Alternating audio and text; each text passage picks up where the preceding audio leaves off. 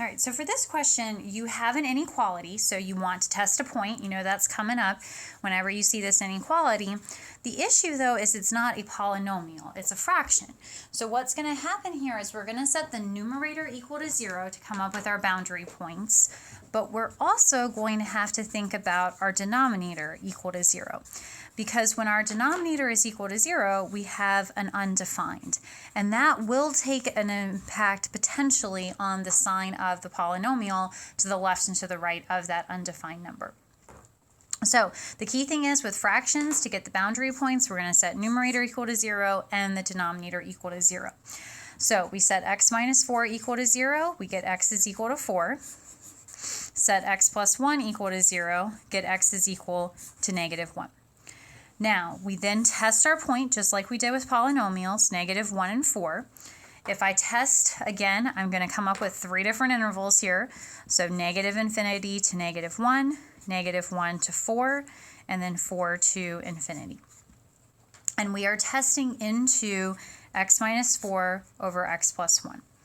Now, any point can be plugged in. It does not matter which one it is. So negative infinity to negative 1, might pick negative 2. For the second one, maybe 0. For the last one, maybe 5. So I plug in my negative 2 for x here. So I get negative 2 minus 4 over negative 2 plus 1.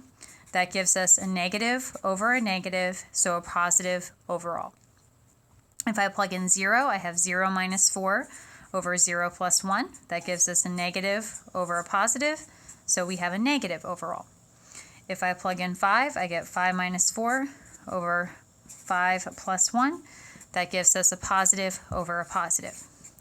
Now, do keep in mind, you can always eliminate some of this tedious work. It's not really that tedious, but you can eliminate some of the work with our graphing calculator.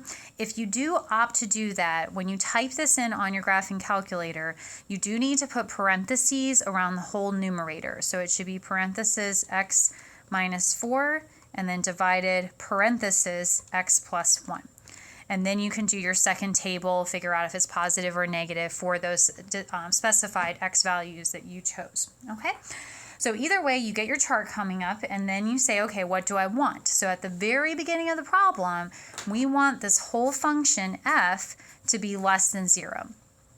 So what we will do is we are looking for where f is less than 0, and we see there's only one interval that works, the negative 1 to 4. So we will have negative 1 to 4. Because it's strictly less than, we'll put a parenthesis around negative 1, parenthesis around 4. So all of the numbers that are between negative 1 and 4, those work for solutions for the inequality.